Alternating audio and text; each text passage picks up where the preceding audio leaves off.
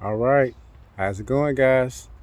DGC23 and Bulletproof Bubbles back at you guys again with some more ceramic coating action. Today, behind me, I have a nice, beautiful little CRV. You know I love my everyday drivers, guys. You don't have to have a BMW, a Ferrari, or a Maserati to come get a ceramic coating, guys. Just don't buy into the hype. It's not true. It's just really good stuff that everybody needs on their paint. Who doesn't want to protect their car? So we're going to go ahead and take care of this customer today. We're going to start with the wash decontamination process. You guys know how that goes. If you're not familiar, we're going to give it a full rinse. We're going to wash it up real good. We're going to spray it down with some iron off, get the iron out of there. We're going to grab a piece of clay and some lube, get down and dirty with the lube. Then we're going to come back and start polishing. And that's when the magic starts, guys. You know I love working that polisher. So just get ready for the show, guys. We got a 3 to 5 DS1500 we're going to put on here and have this customer just looking like, wow, I didn't know it could look that good. All right, guys, so just sit back and enjoy. All right.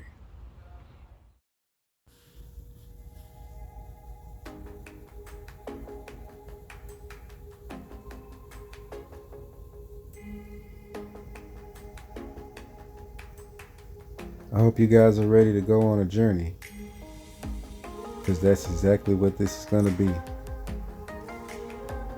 As you guys observe, there's all types of defects throughout this car. Straight line scratches, deep scratches, chips, heavy swirls. That's what those spider web looking patterns are. A lot of that comes from improper washing and drying. This vehicle was a ride share, so I'm sure a lot of that contributes to the flaws in the paint, the body itself. As you can see, that ugly nasty mark on the hood, that was some sap that dried on there for years. That was like one of the heaviest parts of the car I had to attack. I had to throw everything I knew at it to blend it in to where it's just not really noticeable anymore. It's next to gone, but that's what sap will do. It'll pretty much bond with it and make its home there.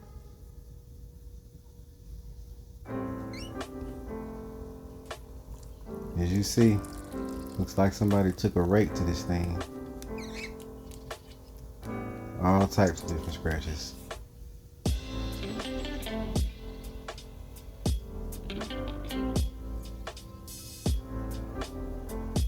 This is that unsightly sap that was on there. As you can see, this looks like it's almost part of the car. You can barely feel it with your finger, but I had to really dig down in there with the polisher to get it out. Who knows how that happened? And what are these things? Man, I mean, it just goes on and on. It never stops. All the way in the door handles too. And the owner tells me they put in new speed bumps and let everybody drive over them before all the adhesive solidified. So now they got all this stuff stuck on their car and the paint. That was pretty tough too. Now, as you can see, this is where it really looked like somebody took a rake down it. The camera really doesn't even do it justice. In person, it looks really bad. They're really long, deep scratches. Let's see what it looks like after a few passes with the polisher. Much better. Look at the house. So much clarity. Wow. I guess I'm doing something right. You can see back here on the hatch some pretty deep scratches too.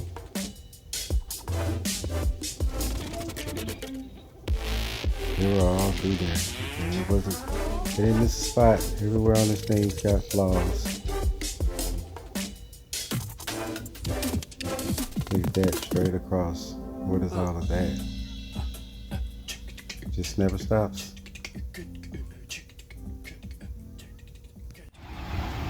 As you see, we got some work to do back here, guys. I've summed up most of the car actually. I haven't had the luxury of filming like I really wanted, but I had to bring you in at least for this last portion back here on the hatch. I'm gonna have to make quite a couple passes to get all this stuff out. Some of it's gonna be too deep to get out, but we're gonna try to make it as minimally visible as possible. We're just gonna kind of fade them down until they're just harder and harder to see. I wanna make sure I don't burn through the clear coat. That's the biggest thing. Gotta be safe. So I got my paint gauge. I'm gonna take a couple readings and make sure I got plenty of room to work with. And then we're gonna start cutting away. And we'll see how much clearer we can get it. You see she's already naturally still healthy underneath the scratches in the swirl. She's really shiny and glossy. But we can make it even more shiny and glossy. So let's see what we can do with one good pass. And then we'll work out the deeper scratches. And then we'll clean it up with a good fine polish. Okay guys, so I wanted to point something out to y'all. I've been all over this car and I've had plenty of clear coat to work with. Now back here, I don't have as much to work with. Generally speaking, you get about a mil for the primer, a mil for the base, and a mil plus for the clear. So we have just barely a mil of clear to work with. And we got some pretty significant scratches, so we're gonna have to be very careful. We're gonna have to live with some things. Some stuff's not gonna come out. See, that's not quite right. See, that's just barely 4 mils. The hood was like 5 mils plus. I get back here and I don't have nearly this much room to work with. So we'll see what we can really do with these guys.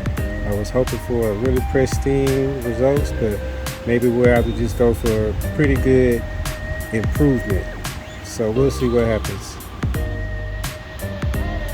After one pass, we've cleaned up quite a bit. We still got a little bit up there. I'm gonna take another measurement, see where we are now, and try to attack those guys a little more. And I think down there is pretty legit. Over there is pretty good. I think it's just this area right in here we need to concentrate on a little more. Fade them out some more. Closest to gone as I can get them and still be safe. Alright, let's see what the second pass does. Okay, so we got a couple scratches that's still left from out further. You can see what that looks like. We want to take this guy down a little bit more safely as we can. Safety is the thing. We know we don't want to get anywhere near 3 mils. We don't want to go under 3 or we're going to go under the clear coat. So if I measure right here, you see I got just under 4. So I don't have a lot of room to work with. But I want to be as safe as possible and at the same time make it as nice as possible. So we got some more through here that's probably going to come out when I go for this last time. But this is the one to concentrate on right here. So we'll see how that turns out. But this is what I want to really bring your attention to. Nothing up here needs to be touched anymore.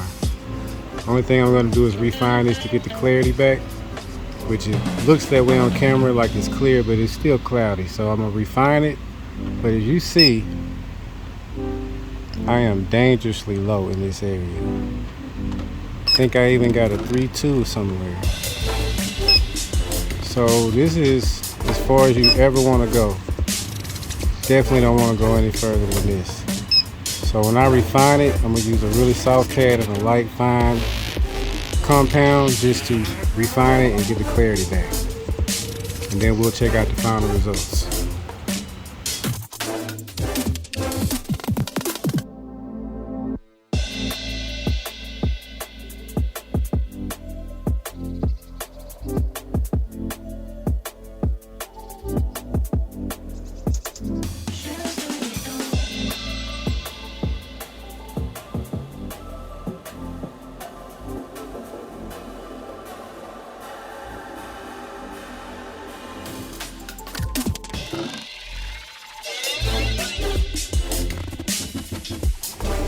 Alright, ladies and gentlemen, we have our final results here on the back end.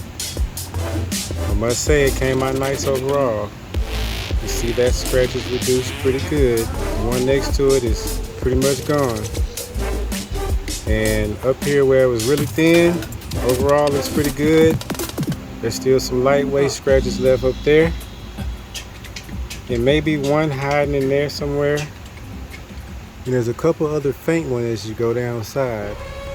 But these two areas right up under the emblem, super thin.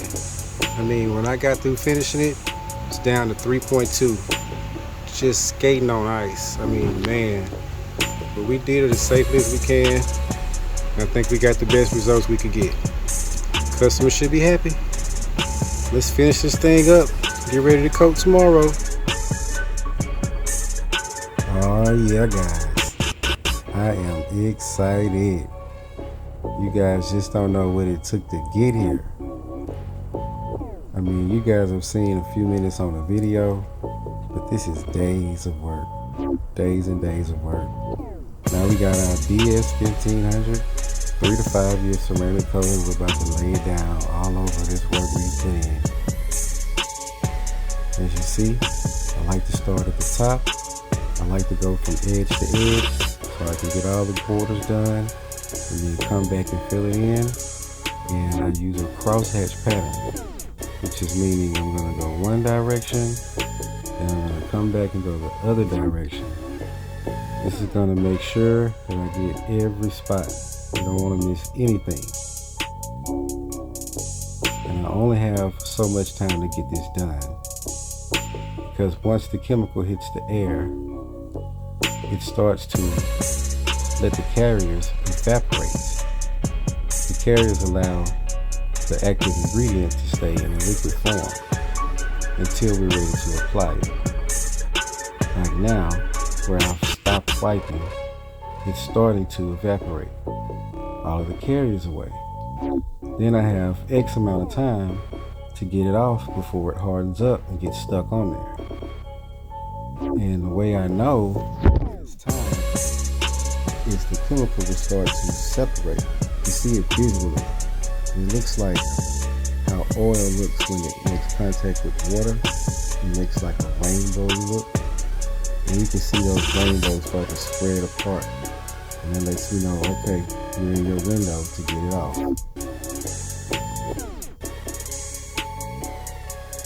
As you see, I'm very excessive with making sure I have it everywhere. This is the most tedious part. As you can probably see the rainbow on the car. Even though it's black, you can kind of tell. Now it's time to get it up, or what we call level, which is meaning removing all of the excess. You leave anything behind other than what you intended, and it's going to show. And it's not going to show in a nice way.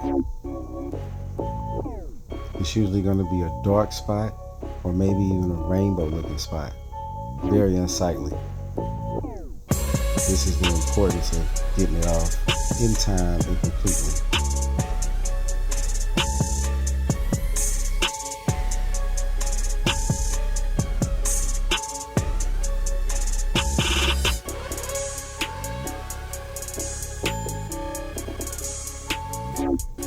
This is where you really have to have some good patience. I like to say I have more patience than 10 doctors. So I guess this will work for me.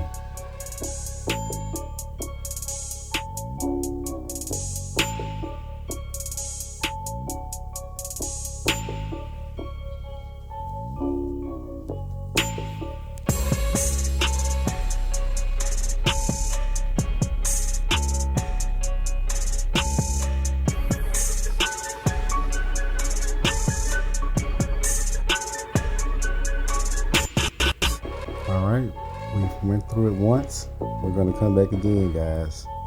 I'm not happy yet. Who knows what's in the cracks, what's in the crevices. You can't see it once you get most of it off. You have to make sure you get everything.